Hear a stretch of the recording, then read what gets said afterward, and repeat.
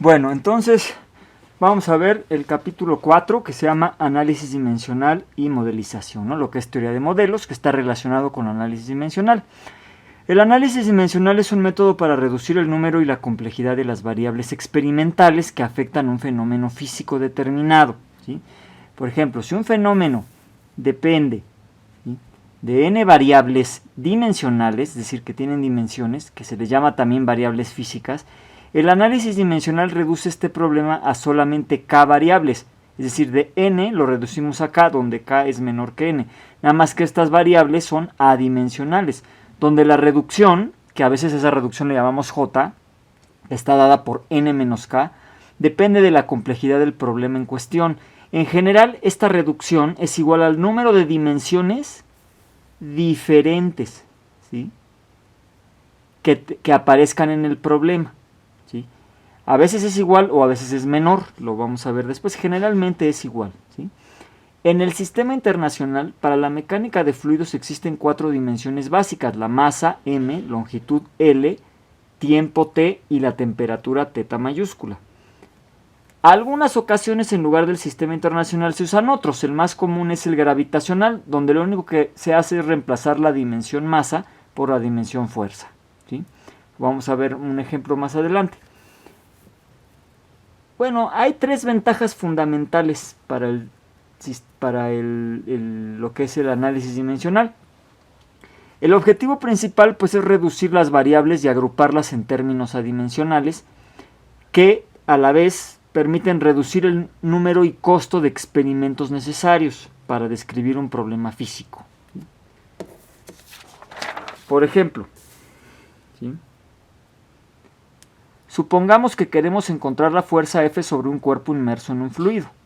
Se sabe que esta fuerza depende, o sea, imagínense que está un cuerpo inmerso en un fluido. Cuando el fluido pasa por el cuerpo, ejerce una fuerza sobre él, que generalmente lo arrastra, ¿verdad? En muchos de los casos, por eso se llama fuerza de arrastre. Bueno, si el cuerpo es muy pesado, pues a lo mejor no se deja arrastrar, ¿no? Ejerce una fuerza de resistencia. O sea, la fuerza que el fluido ejerce sobre el objeto se llama fuerza de arrastre, y la fuerza que el fluido, con la que reacciona el objeto, hacia el movimiento del fluido, pues se llama fuerza de resistencia, que es precisamente esto que queremos encontrar. Entonces dice: suponemos que las condiciones de flujo y la geometría son muy complicadas, tanto que en nuestro análisis integral, que ya vimos, nuestras ecuaciones de conservación de volumen de control en un análisis integral, que es la que hemos estado haciendo, y también el análisis diferencial, imagínense que no nos son suficientes. No podemos usar el análisis integral, imagínense, porque es un problema muy complicado, y el análisis diferencial, que es el que van a ver el siguiente semestre, pues imagínense que las ecuaciones son tan complicadas que no se pueden resolver analíticamente. Entonces, pues solamente les queda resolverlos numérica o experimentalmente, ¿no? Entonces, necesitamos encontrar, ¿no? Imagínense que el análisis integral y el diferencial no nos son suficientes para encontrar la solución para f. Entonces necesitamos encontrar esta función, ¿no?, que es la que se relaciona con la fuerza que estamos buscando. F es la función, F mayúscula es la fuerza. De manera experimental o numérica, ¿no? Entonces también se puede hacer numéricamente, pero bueno, aquí lo que se traduce es en el número de corridas o simulaciones.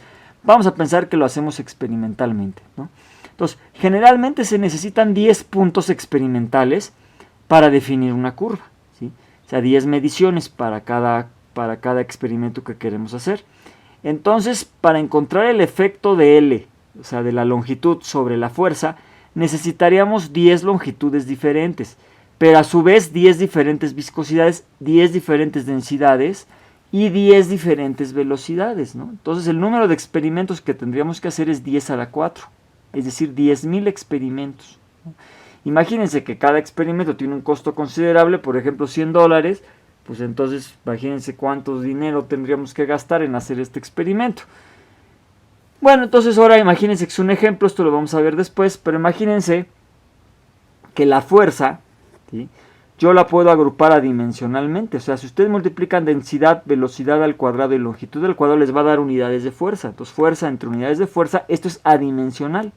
A esto se le conoce como coeficiente de fuerza. Y imagínense que está en función de este. Esto, si lo ven, densidad, velocidad, longitud entre viscosidad, pues es el Reynolds. Entonces, esta función original, donde dijimos, bueno, teníamos una fuerza, 5 variables, 1, 2, 3, 4, 5. Esas 5 variables las redujimos ahora en 2 variables adimensionales, CF y Reynolds. Esta G es una función, es la función en términos del Reynolds. ¿Cuál es esa función? No lo sé, es la que voy a evaluar experimentalmente, ¿sí? Entonces lo que yo estoy diciendo es que si yo quiero hacer experimentos, pues necesito 10 longitudes, pero para 10 velocidades diferentes, y para 10 densidades y para 10 viscosidades. Esto nos da un total de 10 a la 4. Entonces, porque tenemos 5 variables, y entonces pues son 4 las que tenemos que ir variando, entonces me quedaría 10 experimentos para cada uno, ¿no? Pues entonces serían 10 a la 4, serían 10.000 experimentos. Pero si yo ya reduje, esa reducción la vamos a ver después, en 2 variables adimensionales.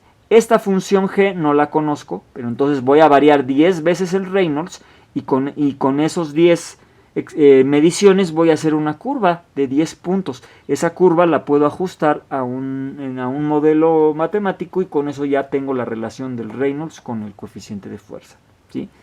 Bueno, aquí lo que dice CF es el coeficiente de fuerza, el Reynolds es el número, RE es el número de Reynolds. Y observen, teníamos 5 variables, F, L, V, ρ y mu, y ahora tenemos 2 parámetros adimensionales, CF y Reynolds.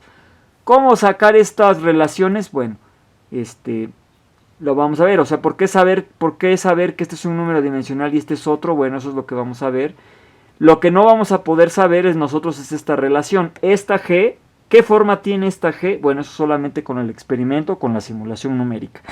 Perdón, y va a depender solamente del caso, del problema físico que estemos estudiando.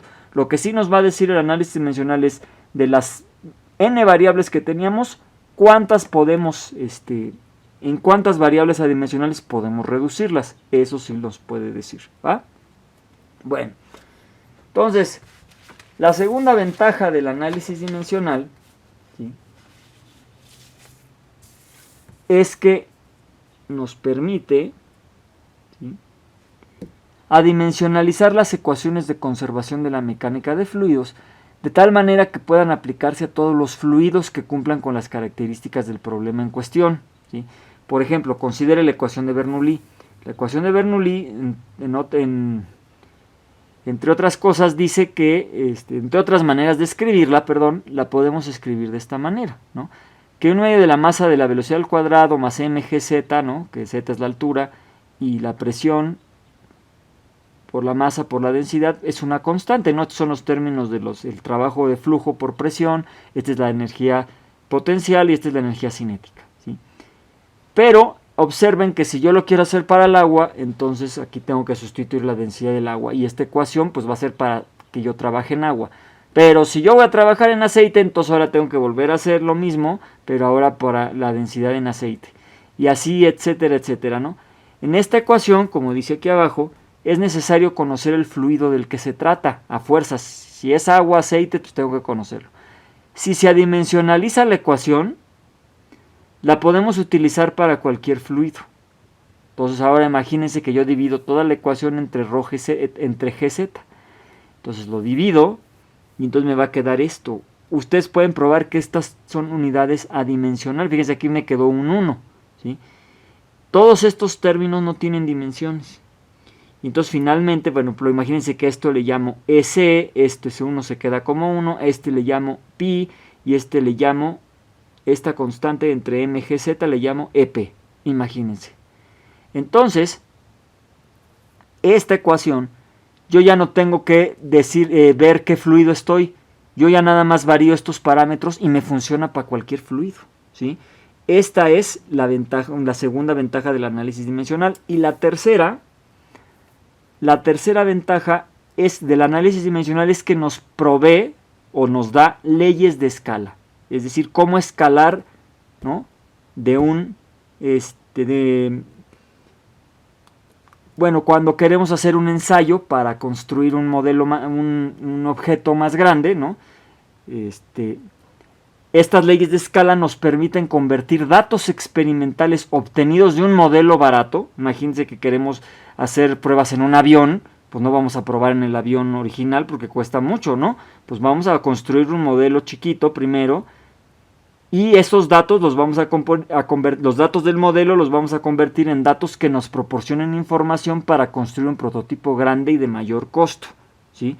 Entonces primero vamos a hacer pruebas sobre un avión pequeño en el laboratorio y después ya vamos a construir el avión grande una vez que ya sepamos que nos va a funcionar para lo que queremos, ¿sí? Entonces, dice, en este ejemplo, ¿sí?, donde la fuerza de resistencia, imagínense sobre un avión, ¿sí?, la fuerza pues depende de la longitud, de la velocidad, de la densidad y viscosidad. Se puede construir un modelo en el laboratorio para probar la fuerza de arrastre sobre un avión.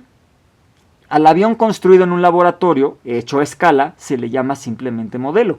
Y al avión que se va a construir en escala real se le llama prototipo, ¿no? Por ejemplo, un modelo se puede construir 1000 veces menor, ¿no? Entonces la escala sería 1000:1 o 100 veces menor, 100:1.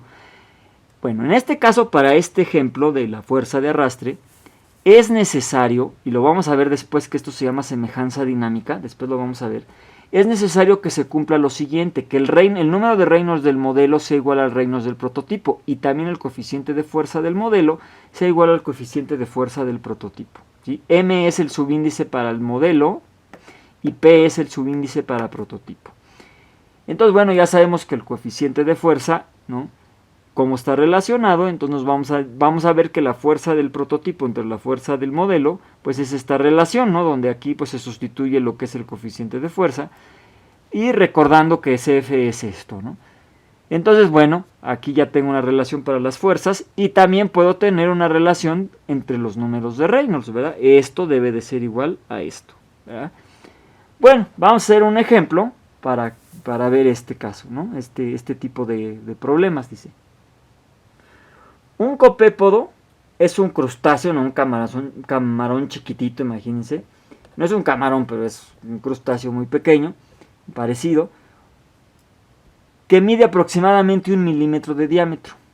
Necesitamos saber la fuerza de arrastre sobre este copépodo cuando se mueve lentamente en el agua dulce.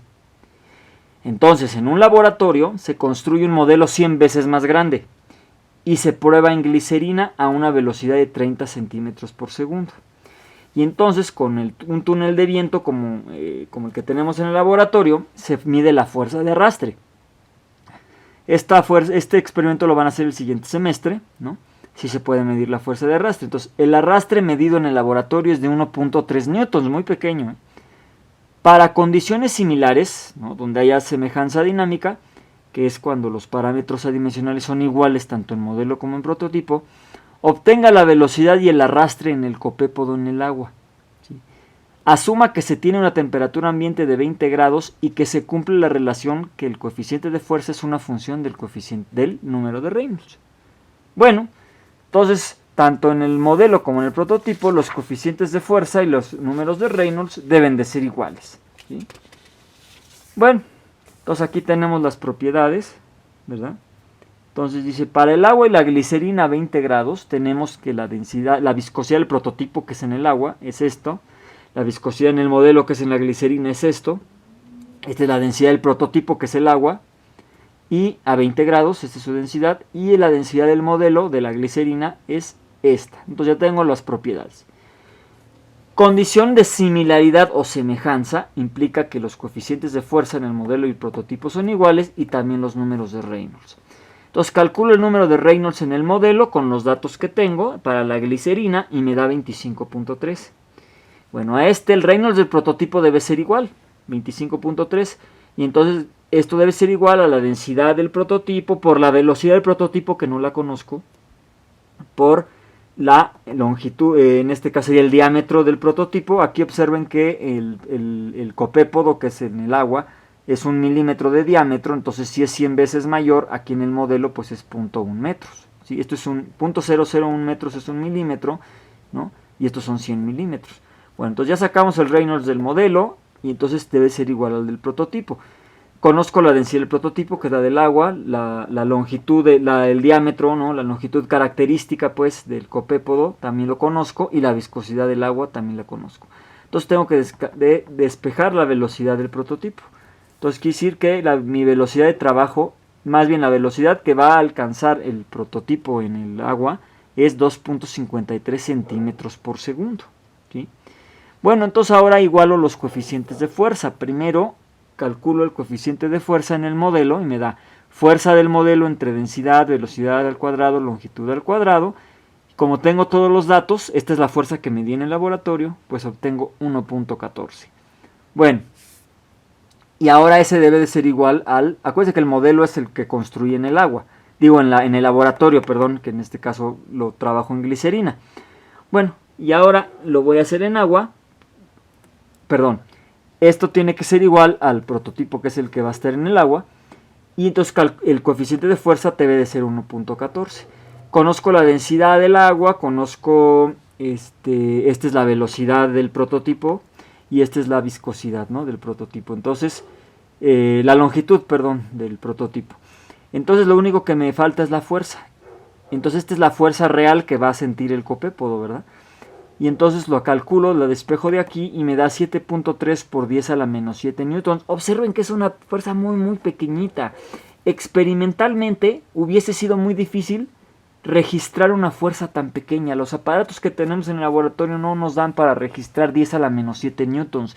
Esa es la razón por la que primero construimos un modelo más grande en el laboratorio, y con eso, con este análisis dimensional, nos aseguramos de calcular correctamente la fuerza que va a registrar, que va a sentir el copépodo al desplazarse por el agua. ¿De acuerdo? Bueno, entonces si un camaroncito de estos no tiene esta fuerza, que es muy pequeña, pero si no la tiene, pues no va a poder moverse. ¿De acuerdo? Bueno, entonces vamos a ver, ¿no?, que obviamente para todo lo que trabajemos se debe de cumplir lo que se le llama principio de homogeneidad dimensional.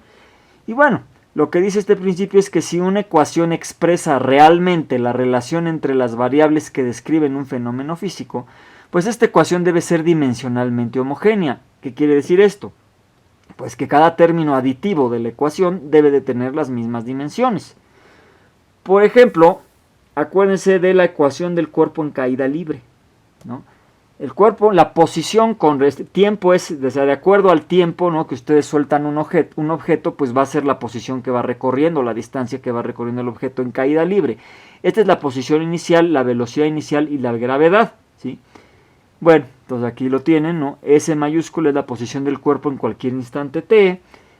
S0 es la posición inicial en t igual a 0. B0 es la velocidad inicial en t igual a 0. G es la aceleración de la gravedad y t es la variable tiempo, ¿sí? Bueno, entonces aquí todos los términos, ¿verdad?, todos los términos de esta ecuación tienen dimensiones de longitud. Lo pueden checar. Aquí le voy a poner aquí dimensiones. ¿Sí? Dimensiones de longitud. ¿Sí? Ahora, lo pueden checar, ¿no? Considere la ecuación de Bernoulli. Esta es la ecuación de Bernoulli vista de esta manera, ¿verdad? Hace rato había yo multiplicado por la masa. Bueno, aquí tiene unidades de joule sobre kilogramo, ¿sí? Entonces, observen que esto es metro cuadrado sobre segundo cuadrado, esto también y esto también. O metro cuadrado sobre segundo cuadrado es joule sobre kilogramo, lo pueden checar. Y los tres términos tienen las mismas unidades, por lo tanto este también debe tener las mismas unidades, ¿sí? Bueno, en este caso, bueno, aquí lo dice, ¿no? Todos los términos tienen dimensiones de energía por unidad de masa, joule sobre kilogramo. Aquí faltó kilogramo, ¿sí? Entonces, newton metro sobre kilogramo, y bueno, les da metros cuadrados sobre segundo al cuadrado. Quiere decir que las dimensiones de cada uno de los términos es longitud al cuadrado por tiempo a la menos 2. ¿De acuerdo? Bueno, entonces, bueno, como vamos a estar trabajando con variables y parámetros, etcétera, pues vamos a definir, ¿no?